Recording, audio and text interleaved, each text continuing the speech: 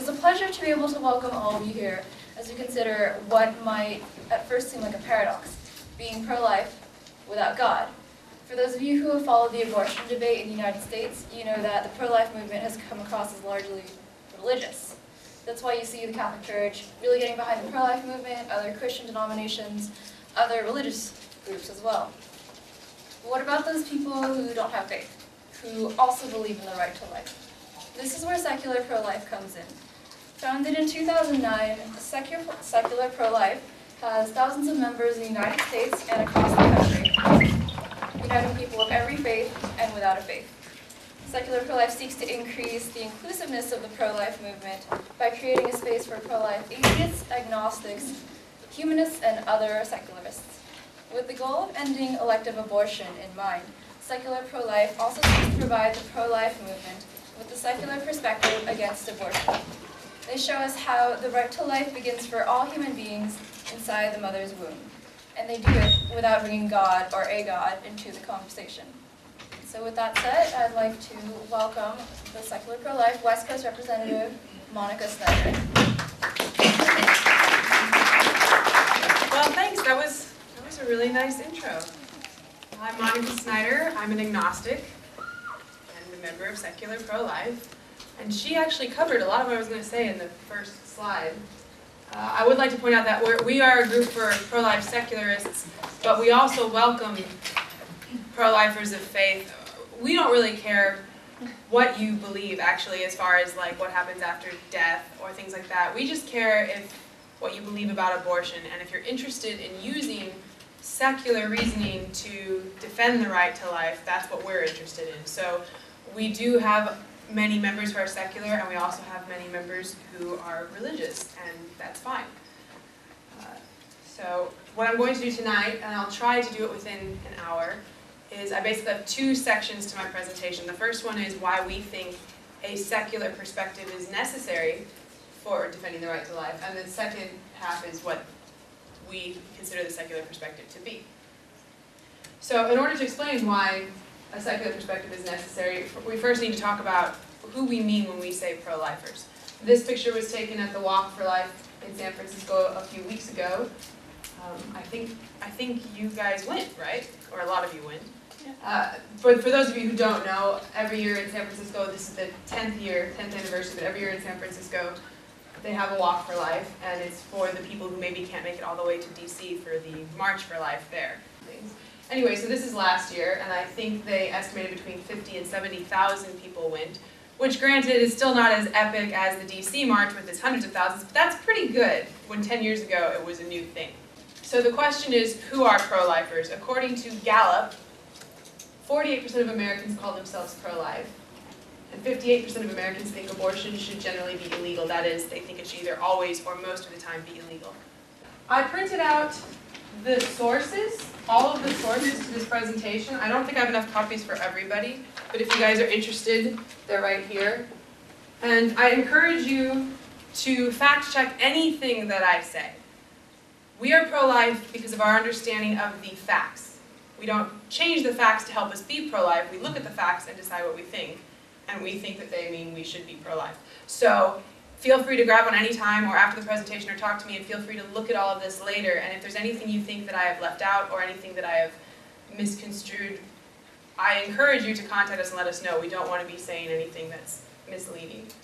So all of the polls, everything I'm going to talk about is in these sheets. Also, there's some recommended reading that I'm not going to talk about. If you're really interested, that can get into stuff we're not going to have time to get into tonight. That's all I'm going to say about that. So Gallup says that roughly half of Americans are pro-life, both in the sense that they call themselves pro-life and that they think abortion should generally be illegal. Of course, that doesn't tell us very much. It just tells us that it's about half. The question is, which half? So this is what our opposition says. These are the three main theories as to who pro-lifers are. Old white men, right-wing extremists, and Christian fascists.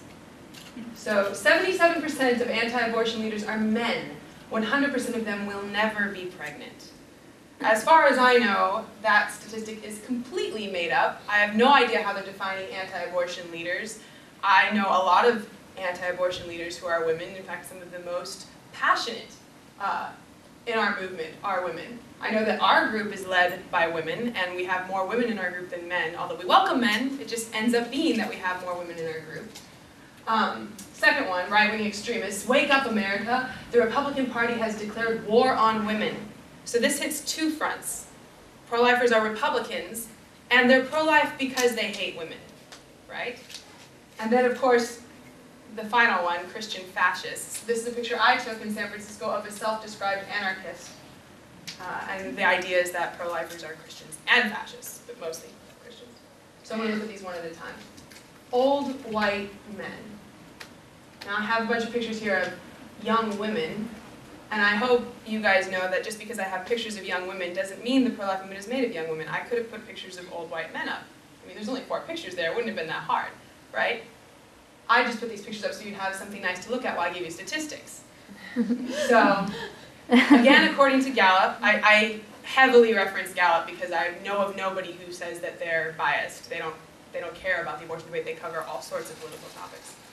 According to a 2013 poll by Gallup, 46% of American women refer to themselves as pro-life, compared to 44% who say they're pro-choice.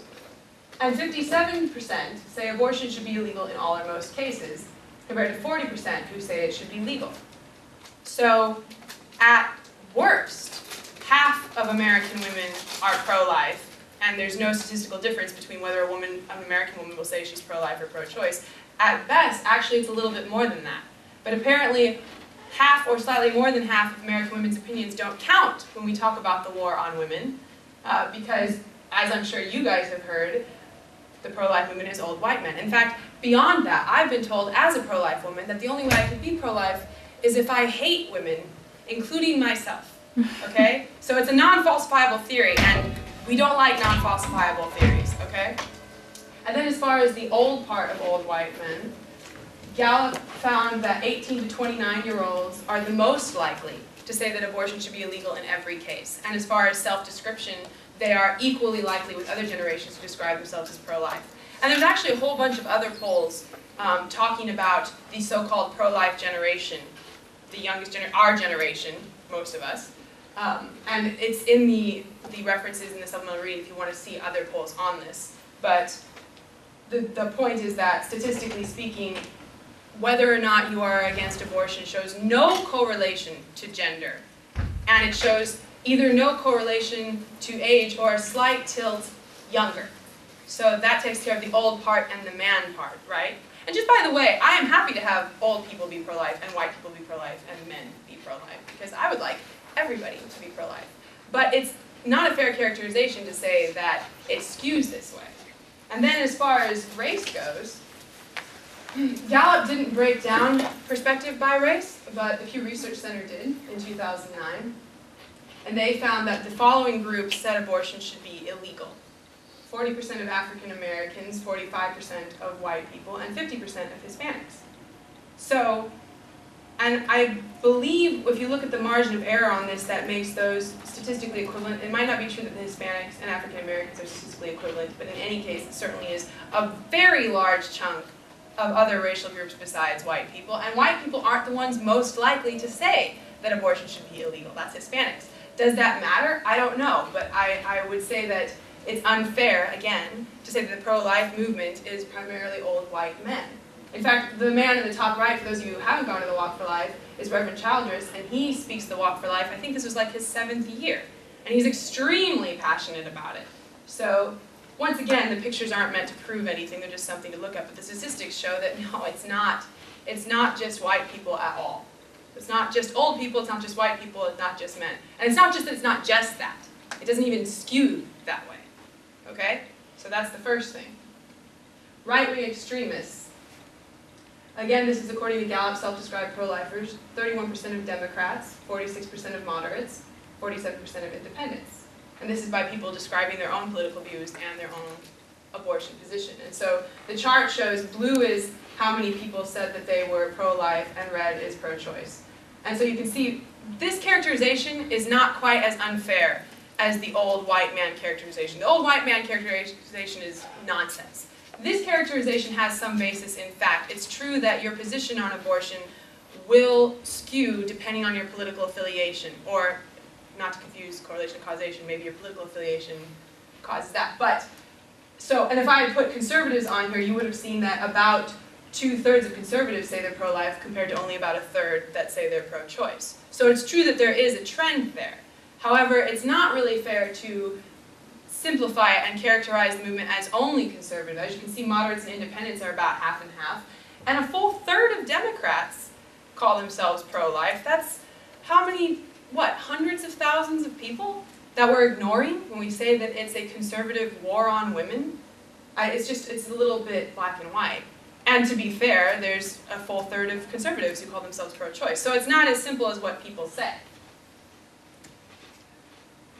And then there's Christian fascists. And I'm from secular pro-life, so you know what I'm going to be focusing on. I'm going to set aside the term fascist because in my experience, in American political debate, fascist means you are trying to use the democratic process to make laws I don't like. And that's not what fascist actually means. It's just rhetoric. I'm not going to worry about fascist. But Christian, you can see where I'm going with this slide. And a lot of these pictures are just from last year. And if I wanted to, I could have made many slides of pictures from the Walks for Life like this. And of course, once again, pictures should not in themselves be compelling to you. I could have, if I looked very, very hard, found a lot of pictures, well, some pictures of secular pro-life. Maybe not a lot, okay? But I could have found some. At least 3. At least 3.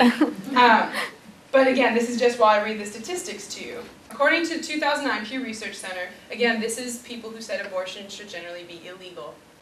52% of Protestants, 45% of Catholics, and 25% of the religiously unaffiliated. Which means, once again, it's not as simple as saying Christians. Clearly there's a huge chunk of Protestants and Catholics who didn't say it should be illegal. But it is fair to say that the correlations skew even harder. It's only 25% of the religiously unaffiliated, and that didn't break it down into, I'm not really religious versus atheist, right?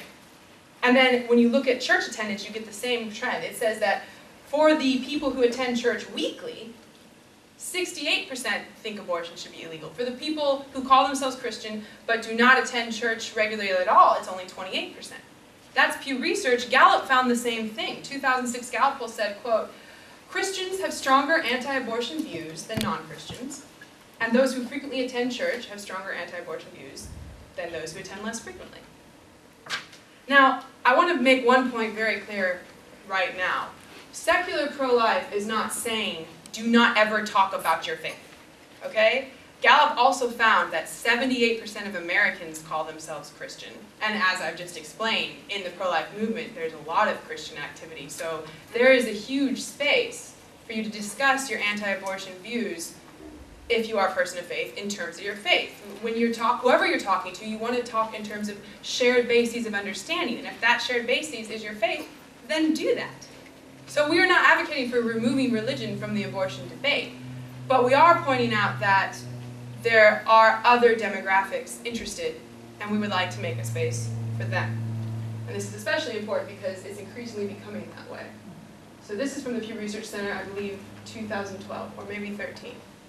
But they were just, this is not about abortion, this is just the amount of religious and non-religious people in the country, and they call this the rise of the nuns, N-O-N-E-S. Not Catholic nuns. Nuns as in non-religious, okay?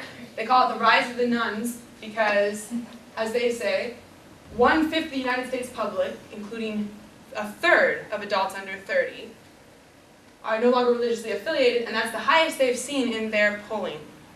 That includes 13 million self-described atheists and agnostics, so not just, I'm not really religious, but actual atheists and agnostics, and 33 million with no religious affiliation. And when you break it down again by age, like they said, 1/3, it skews even harder with the younger generations. And Gallup has found the same things. So Gallup found that church and synagogue membership is drifting slowly downward over the last 50 years. Slowly, but it's been continuous. Less people are saying that religion is very important. More people are saying religion is not very important. And 70% of Americans see religion losing influence in the country. And based on these stats, they're probably right. And I'm not here to talk about whether that's good or bad or whatever. I'm here to talk about how this is becoming an increasingly large demographic. And like I was talking about before, where being pro-life is skewing younger than it used to be, and so is being non-religious. So when you're talking about our generation, you have more people who are pro-life and you have more people who are non-religious. And so where does that leave us?